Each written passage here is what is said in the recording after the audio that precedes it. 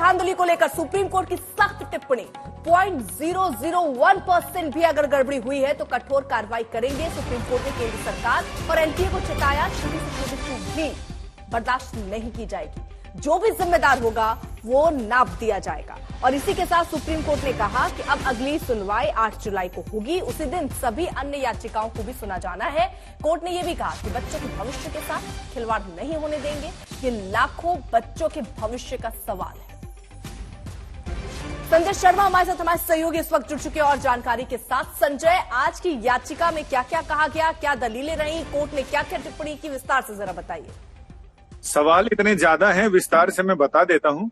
सवालों के मुताबिक ये कि आज की याचिकाओं में क्या था। याचिकाओं में पहली याचिका से लेकर अब तक एक तरह की ही प्रार्थनाएं हैं, जिसमें कहा गया है कि इस पूरे घपले घोटाले की जो भी गड़बड़ियां हुई हैं उसकी जांच एक निष्पक्ष एजेंसी से होनी चाहिए।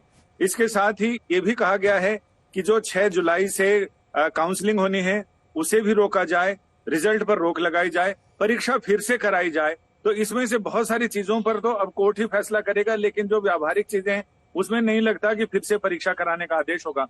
लेकिन कोर्ट ने ये जरूर कहा, ये आज की टिप्पणी बहुत अहम है, जिसमें कोर्ट ने कहा है कि किसी को भी बख्शा नहीं जाएगा, चाहे उसकी रत्ती भर भी लापरवाही हो या गड़बड़ी हो, उसको सजा दी जाएगी। और साथ ही ये कहा है कि सरकार पूरी तरह से तैयारी के साथ अगली सुनवाई पर 8 जुलाई को कोर्ट में पेश हो।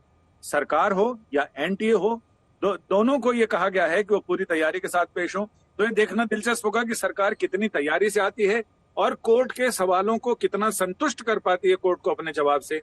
ये देखना वाकई दिलचस्प होगा, क्योंकि कोर्ट ने ये भी कहा है कि हमें पता है कि बच्चों ने अपनी जी जान से कड़ी मेहनत की है, हर एग्जाम के लिए मेहनत करते हैं। इस तरह की गड़बड़ियां उनके मनोबल को खराब करती हैं, मनोबल को तोड़ती हैं।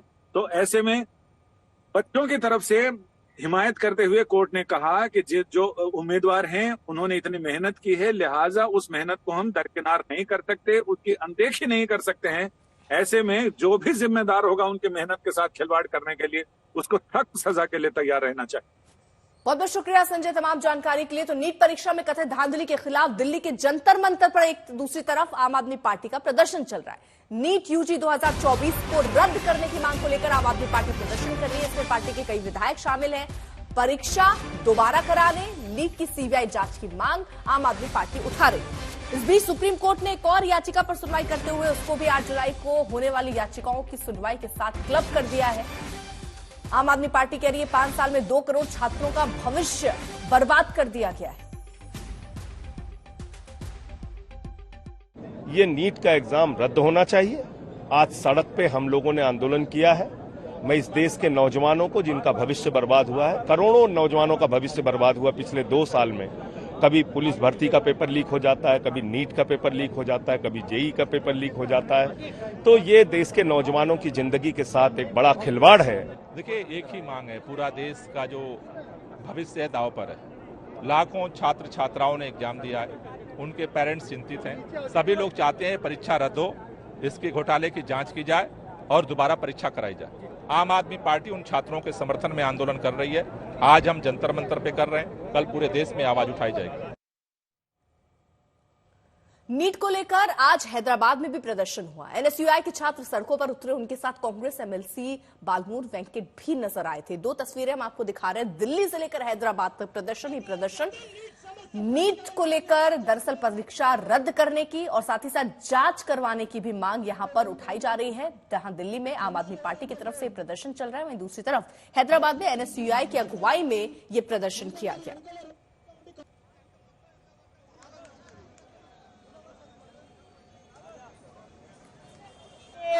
जिस तरीके से तेलंगाना में भी हुआ था, टीएसपीएससी का पेपर लीकेज के टाइम पे एक पेपर बाहर निकल के आया और उस टाइम पे जितने भी एग्जाम्स कंडक्ट करे वो पूरे पेपर जो बंदे के लैपटॉप में था, सो सभी एग्जाम्स कैंसिल करे।